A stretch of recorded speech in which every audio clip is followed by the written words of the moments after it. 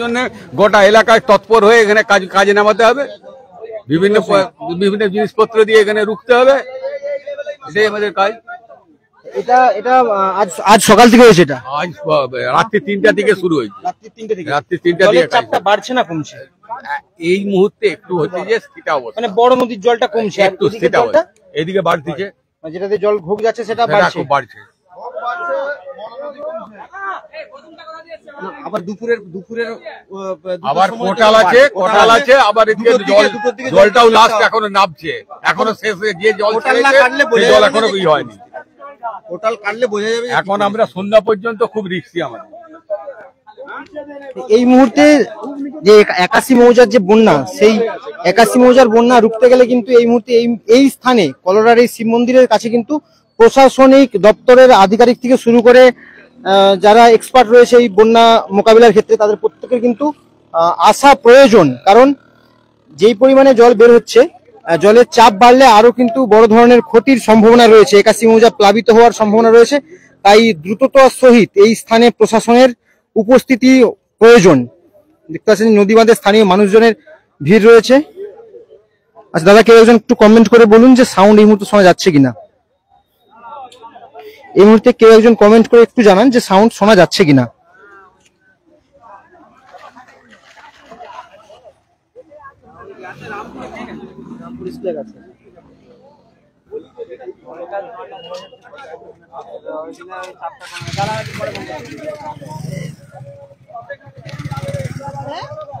Okay, thank you.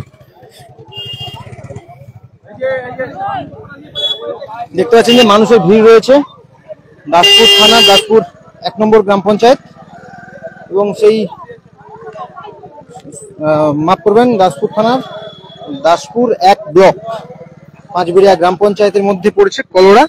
এবং সেই স্থানে কিন্তু পঞ্চায়েত সদস্য তিনি জানিয়েছেন যে প্রশাসনের কাছ থেকে সেইভাবে কোনো রেসপন্স পাওয়া যায়নি।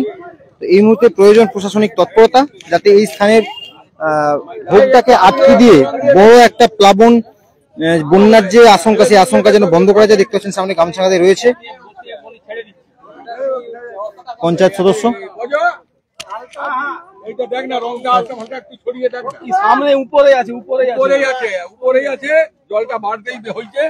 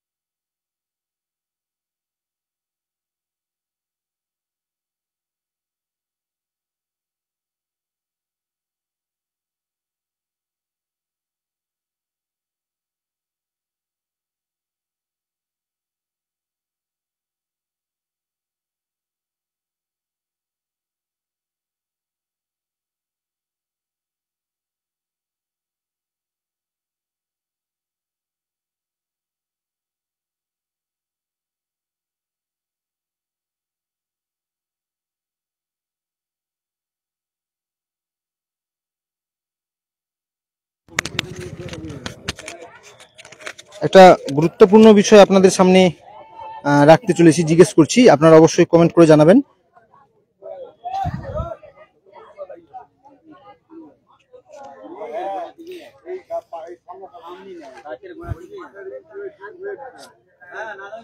প্রতি বছরই বন্যা এলে ঘাটাল বলুন বা দাসপুর বা আরামবাগ বিভিন্ন জায়গায় কিন্তু একটা বন্যার প্রবণতা থেকেই যায়। স্থায়ী সমাধান কবে হবে বা কিভাবে স্থায়ী সমাধান হওয়া সম্ভব, অবশ্যই আপনারা কমেন্ট করে জানাবেন। টেম্পোরারি সমাধান প্রতি বছরই হয়, বস্তা দিয়ে বাঁধ মেরামত বা অন্যান্য কিছু, কিন্তু স্থায়ী সমাধান কিভাবে সম্ভব বা কি করলে প্রশাসনের পক্ষে স্থায়ী সমাধান করা সম্ভব, এইটা আপনারা অবশ্যই কমেন্ট করে জানাবেন। এর পরবর্তী আপডেট আপনাদের সামনে তুলে আনবো কলমিজোরের যে ওয়াটার লেভেল পয়েন্ট আছে যেখানে ওয়াটার লেভেল মাপা হয়, সেই স্থানের ঠিক কি অবস্থা এবং সেখানকার মানুষজন ঠিক কি বলে সেটা অবশ্যই আপনাদের সামনে তুলে ধরবো। এই মুহূর্তে কলোরা থেকে আমরা এবার কলমিজোর থেকে আপনাদের সামনে লাইভ আপডেট তুলে ধরবো। দেখতে থাকুন আমাদের মেদিনীপুর 24x7।